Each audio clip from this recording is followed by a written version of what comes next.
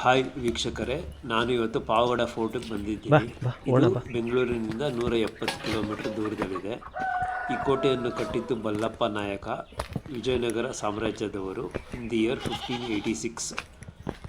ನಮಗೆ ಮೇಲ್ವರೆಗೂ ಈ ಥರ ಎತ್ತರದ ಕಲ್ಲಿನ ಮೆಟ್ಟಿಲುಗಳಿದೆ.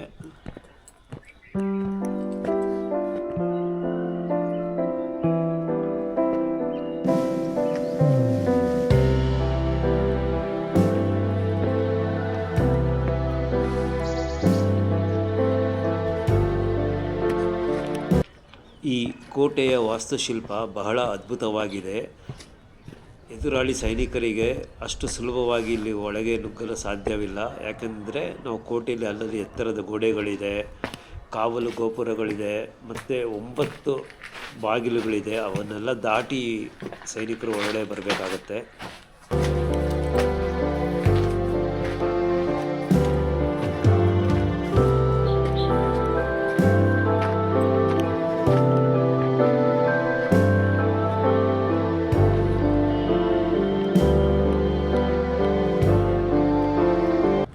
ನಮಗೆ ದಾರಿ ಉದ್ದಕ್ಕೂ ಅಲ್ಲಲ್ಲಿ ಎತ್ತರದ ಕಲ್ಲಿನ ಗೋಡೆಗಳು ನೋಡ್ಬೋದು, ಮತ್ತು ಅಲ್ಲಲ್ಲಿ ಕಾವಲು ಗೋಪುರಗಳು ಸಿಗ್ತಾನೆ ಇರ್ತವೆ.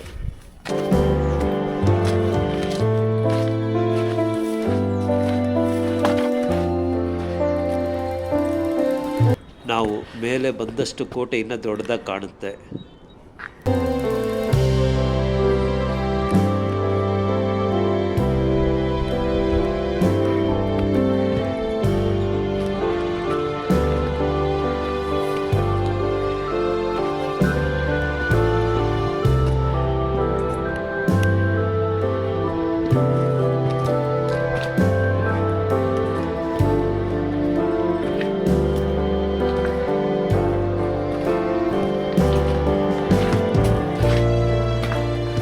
ಪ್ರತಿಯೊಂದು ಬಾಗಿಲ ಹಿಂದೆ ಒಂದು ದೊಡ್ಡ ಕೋಣೆ ಇದೆ. ಮೋಸ್ಟ್ಲಿ ಇದು ಸೈನಿಕರು ರೆಸ್ಟ್ ಮಾಡೋಕ್ಕೆ ಇರಬೇಕು.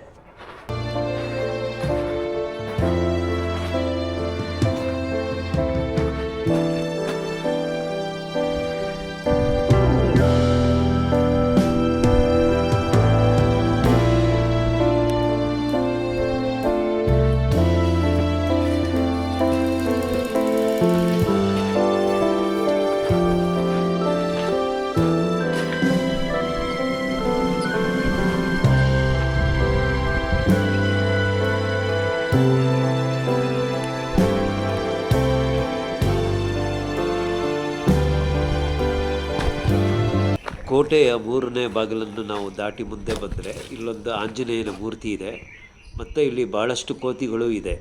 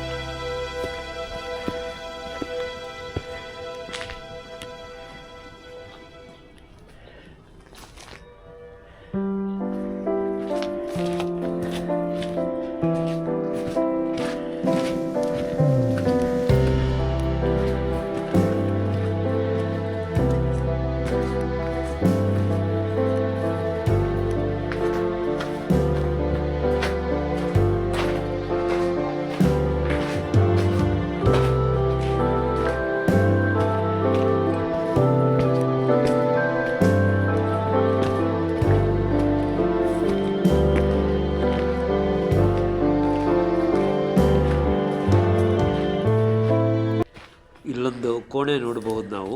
ಇದನ್ನು ಯಾವುದಕ್ಕೆ ಉಪಯೋಗಿಸ್ತಿದ್ರು ಅನ್ನೋದು ಗೊತ್ತಿಲ್ಲ. ಡಿಪಾರ್ಟ್ಮೆಂಟ್ ಅವರು ಈ ಜಾಗದ ಬಗ್ಗೆ ಅಲ್ಲಲ್ಲಿ ಮಾಹಿತಿಯ ಫಲಕ ಹಾಕಿದ್ರೆ ಒಳ್ಳೆಯದು.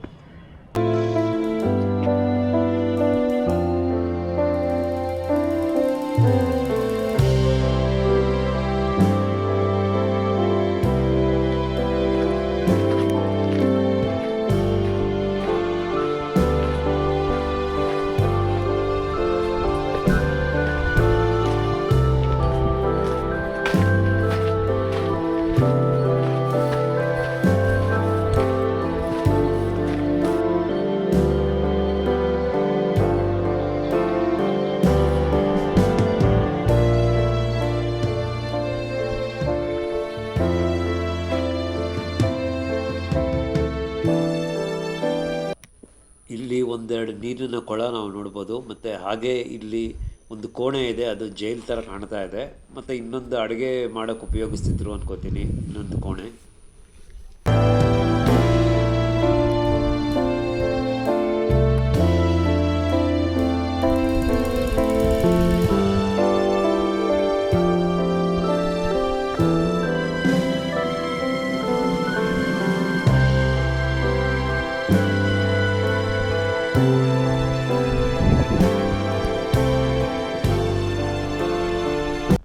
ಇಲ್ಲಿಂದ ನಾವು ಸುಮಾರು ಕಾವಲು ಗೋಪುರಗಳನ್ನು ನೋಡ್ಬೋದು.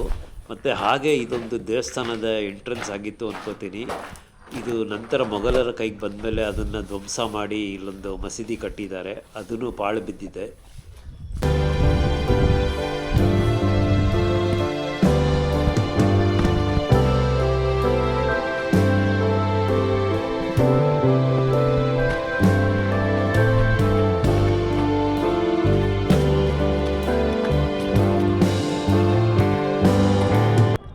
ಈ ಕಾವಲು ಗೋಪುರದಿಂದ ನಮಗೆ ದೂರದ ಊರು ಸಹ ಕಾಣುತ್ತೆ.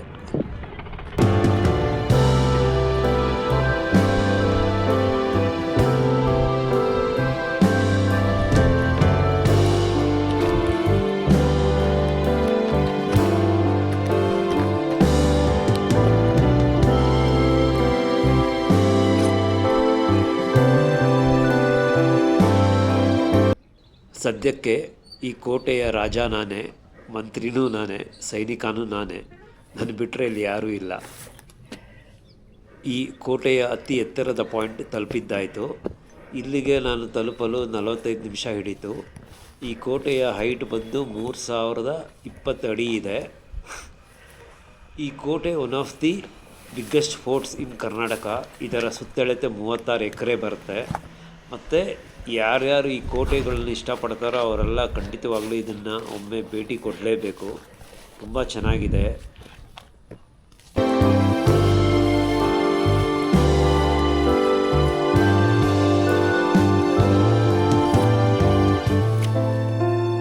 ಇಲ್ಲಿ ನಾವೊಂದು ನೀರಿನ ಕೊಳದ ಮೆಟ್ಟಿಲುಗಳನ್ನು ನೋಡ್ಬೋದು.